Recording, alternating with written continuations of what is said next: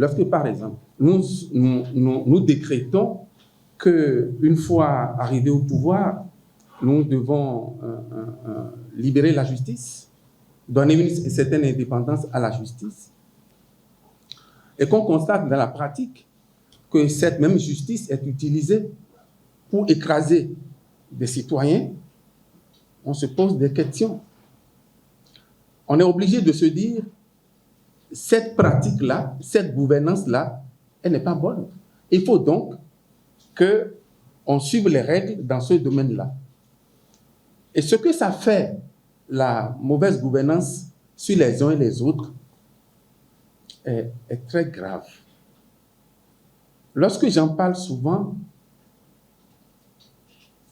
lorsque je me rappelle, par exemple, que parce que des citoyens ont voulu simplement revendiquer leurs droits, ont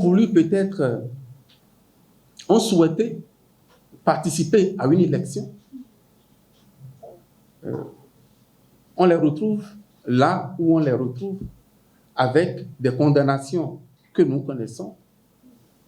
La justice, utiliser la justice qui est censée être indépendante pour nous couvrir, nous tous, pour nous garantir donc cette justice, c'est cette justice-là même qui est utilisée pour écraser les citoyens. D'où l'obligation de tous les exécutants, les gouvernants, de respecter les règles que nous nous sommes données librement. Est-ce que chacun de nous est heureux de voir les enfants de Joël Aïvo? Joël Aïvo, cet enseignant, cet homme politique qui avait un idéal, qui a souhaité partager cet idéal-là avec son peuple. Est-ce que nous sommes heureux de voir que ces enfants sont aujourd'hui, depuis des années, sans leur père, sans l'éducation que leur père doit leur donner, son épouse qui est sans son époux depuis, et l'université, les étudiants qui sont sans leurs enseignants? Est-ce que nous sommes heureux de voir ça? Est-ce que nous sommes heureux de constater, et surtout ceux qui ont fait des marches avec ces derniers, que ce qui devrait être notre, ce que nous avons décidé ensemble pour construire, pour que cela nous protège, soit l'instrument utilisé pour écraser la vie de quelqu'un comme Rekia Madougou? Est-ce que nous en sommes fiers?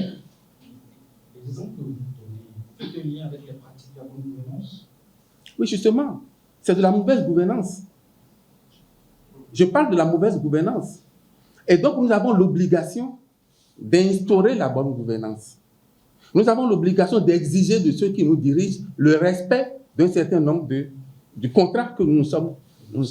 Je suis sûr que le président Jacques Ayadji dira que c'est la justice qui a rendu les décisions que les citoyens données.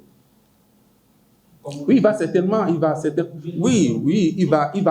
le dire. Il va certainement le dire, je n'en disconviens pas. Mais nous sommes tous contemporains de notre histoire. Ça ne vous surprend pas que dans cette République, tous ceux qui osent,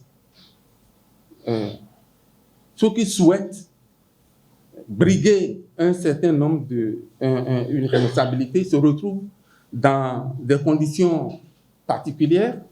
Ça ne vous surprend pas? Ça devrait nous surprendre. Et c'est justement pour ça que la bonne gouvernance devait être l'exigence première pour les gouvernants. C'est vrai qu'en tant que citoyens, nous avons nos devoirs. Non pas seulement des droits, nous avons nos devoirs. Mais l'exécutif aussi a ses devoirs.